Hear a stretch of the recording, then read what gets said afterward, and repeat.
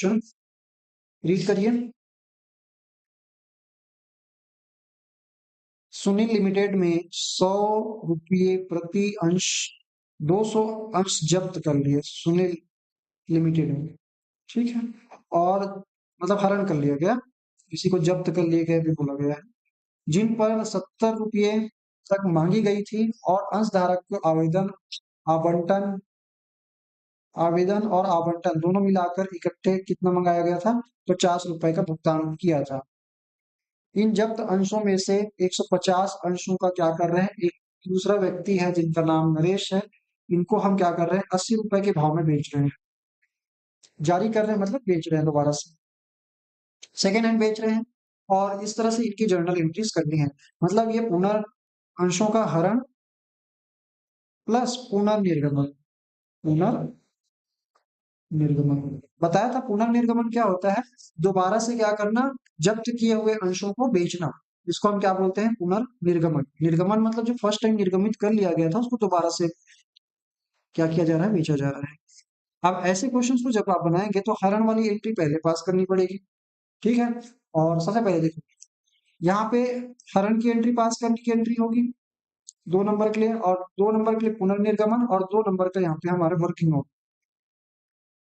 ठीक है। तो ध्यान रखिए इन चीजों का। अब इनको बनाते चलते हैं। सबसे पहले हरण की एंट्री क्या होती है, मैं पहले बता दिया था इस क्लास के शुरू में। तो यहाँ पे पहले हरण की एंट्री होगी, तो लिखेंगे अंश पूंजी को हम क्या करेंगे, डेबिट करेंगे, अंश पूंजी खाता विकलन, जितने से मंगाया गया था, कितने से मंगाया गया था, तो यहाँ पे जो जब्त किए हुए अंश है उसमें से 70 रुपए मंगा लिए गए थे। कितने रुपए मंगा लिए थे, और आवंटन के टाइम पे यहाँ पे ध्यान रखिएगा, सुनील लिमिटेड में 100 रुपए प्रति अंश के 200 अंश जब्त कर लिए, जिन पर 70 रुपए तक मांगी गई थी, लेकिन मांगे थे तब तब उनको क्रेडिट कर दिए थे, मतलब 70 रुपए से आज उसको डेबिट करना पड़ेगा। कितने अंशों को, तो यहाँ पे 200 अंश है, 200 अंश गुना 70 रुपये, तो कितना हो जाएगा, 1400 रुपए मंगाया गया था। कितना आ गया, आया है उसको अंश हरण खाते में ट्रांसफर कर देते हैं। तो अंश हरण खाता से, अंश हरण खाता से क्या लिखोगे कि जो पैसा आ चुका है, तो यहाँ पे बोला गया है कि जो अंश धारक था उन्होंने आवेदन और आवंटन नाम से एक कॉल किया गया था, मंगाया गया था पैसा, और इन्होंने 50 रुपए क्या है ले आए थे। इसका मतलब है जो पैसा आ गया उसको कंपनी रिटर्न करने वाली नहीं है,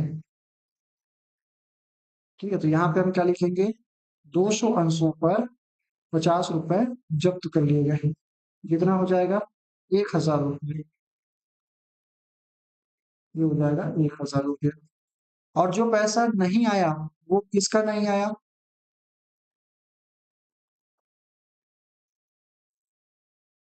इसके बाद याचना की राशि नहीं आई है ना, तो इसको बकाया मांग या याचना बोल सकते हैं। तो अंश याचना की राशि, बाकी कोई याचना ही रह गई, उन्होंने बताया था। तो प्रथम मांग और आवेदन और आवंटन का पैसा मंगा लिए गए थे, उसको हरण कर लिया, तो जो याचना की राशि रही होगी बाकी 20 रुपया वो नहीं आया है, तो हम यहाँ पे लिखेंगे 200 अंशों पर 20 रुपए। ध्यान रखिएगा यहाँ पे जो 70 है, अगर ये 50 यहाँ पे लिख दिया तो यहाँ पे आपको लिखना पड़ेगा 20 रुपए, तो कितना हो जाएगा, ये 400 रुपए हो जाएंगे। समझ में आया कि नहीं आया, क्लियर है यहाँ तक। तो ये हमने क्या किया, अंश हरण किए। अब यहाँ पे पुनर्निर्गमन की एंट्री क्या होगी, पुनर्निर्गमन के समय में एक चीज का ध्यान रखिएगा, यहाँ पे 200 अंश जब्त जरूर किए थे, कितने अंश, 200 अंश, लेकिन बेच कितने को रहे हैं, मात्र 150 को रहे हैं, नरेश को, वो भी 80 रुपए की दर से, 80 रुपए की दर से जारी कर रहे हैं। 100 रुपए की चीज को 80 रुपए में बेचोगे तो क्या होगा, 100 रुपए की चीज जो अंश हमारे 100 रुपए के थे उसको अगर आप 80 रुपए में जारी कर दोगे तो आपको 20 रुपए का क्या होगा, हानि। और यही वो समय होता है जहां पे अंशों को बट्टे पर क्या कर दिया जाता है, निर्गमन कर किया जा सकता है। तो यहाँ पे जो 20 रुपए की हानि होगी, इसका भरपाई किससे करेंगे?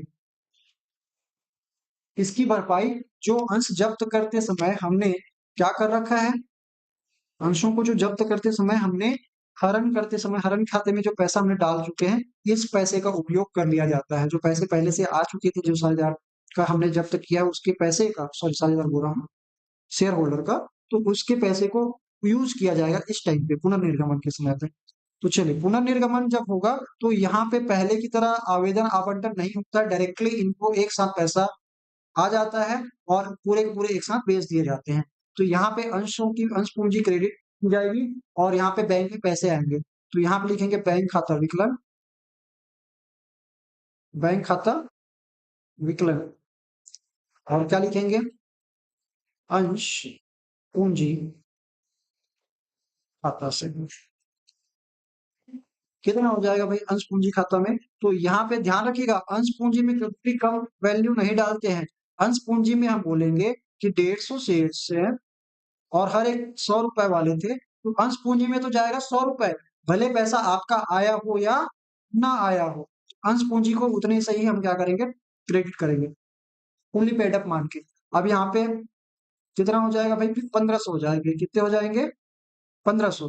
लेकिन लेकिन लेकिन बैंक में पैसा वो 150 अंशों पर वो कितना रुपए दे देगा, 80 के भाव में देगा। भले हम चीज कितने का दे रहे हैं, 150 1500 की चीज दे रहे हैं, लेकिन वो 80 के भाव में जब देंगे, इसका मतलब ये है 1200 रुपए हमारे पास आ जाएगा। और जो 300 रुपए की कमी होगी, उसको हम कहाँ से भरपाई कर लेंगे, अपने पास जो पड़ा हुआ है ना, कितना पड़ा हुआ है, 1,000 रुपए पड़े होंगे, और इस 1,000 रुपए से हम इसको क्या कर लेंगे, सेटअप कर लेंगे। ये बातें समझ में आई क्या? तो यहाँ पे लिखेंगे अंशहरण खाता एक प्रकार से क्रेडिट हो रखा है, और ये फायदा है, क्या है ये, फायदा। और इस फायदे का इस समय के नुकसान पे हम यूज कर लेंगे, तो यहाँ पे लिखेंगे अंश हरण खाता विकलन करेंगे, डेबिट करेंगे। अब बताओ यहाँ पे कोई दिक्कत है?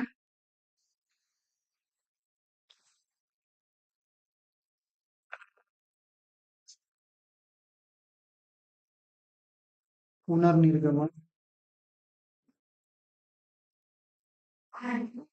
समझ आया? तो इस प्रकार से ये क्वेश्चन बनेगा। सर तो इतना ही क्वेश्चन बनाने के लिए ये सारा तामझाम नहीं, आपको यहाँ पे वर्किंग नोट दिखाने पड़ेंगे अलग से बढ़िया तरीके से, सिस्टमेटिक जमा के। मैंने यहाँ पे लिखा नहीं है, लेकिन आपको हर एक का हेडिंग डाल के लिखना पड़ेगा। यहाँ पे वर्किंग नोट नाम का एक ड्रॉप है, मतलब एक तरह से वर्किंग नोट देने पड़ेंगे, किस चीज का, हरण की राशि या पूरा कैलकुलेशन आपको दिखाना पड़ेगा। ठीक है, कर लोगे ये?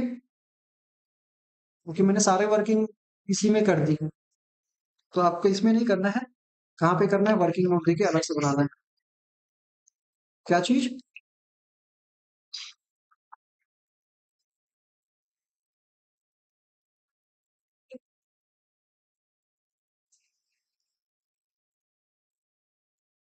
200 नहीं होगा, आप ये बोल रहे हो क्या?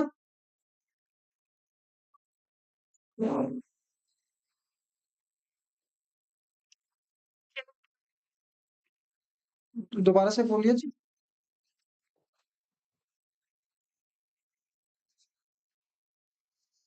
एक मिनट एक मिनट एक मिनट, हंस पूंजी खाते में,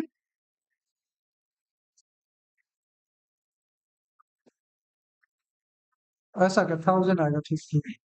मतलब यहाँ पे मैंने गड़बड़ कर रखा है, ये 12, 15, 120, तो ये हो जाएगा ऐसा, हजार हजार में होगा, मैंने यहाँ पे गड़बड़ी कर रखी। तो यहाँ पे तो नहीं हुआ ना गड़बड़ी, यहाँ पे भी हुआ है फिर, 7 दूनी 14, और यहाँ पे हजार, ये सारे ठीक ठीक। मतलब यहाँ पे मैंने एक एक जीरो सबके खा गया, तो ये भी आपका लेट उगेगा। ठीक है, मतलब बोलना चाहिए ना, गलती हो रही सर करके। चलो ठीक है, तो ये आपका इस प्रकार से बनेगा। क्वेश्चन बहुत ही इजी है, बस आपको थोड़ा ध्यान रखना है कब किस तरह से एंट्री पास की जाती है। और ध्यान रखना, कभी भी ये जो नुकसान है, कौन सा नुकसान, पुनर्निर्गमन का नुकसान, इस 10,000 से ज्यादा नहीं हो सकता, 3,000। मतलब जो नुकसान होगा वो किसके अंतर्गत होना चाहिए, जितना आपने हरण पे पैसा सामने वाले का जब्त कर रखा है, उससे ज्यादा का आप क्या नहीं कर सकते, नुकसान नहीं कर सकते। ठीक है, चलो।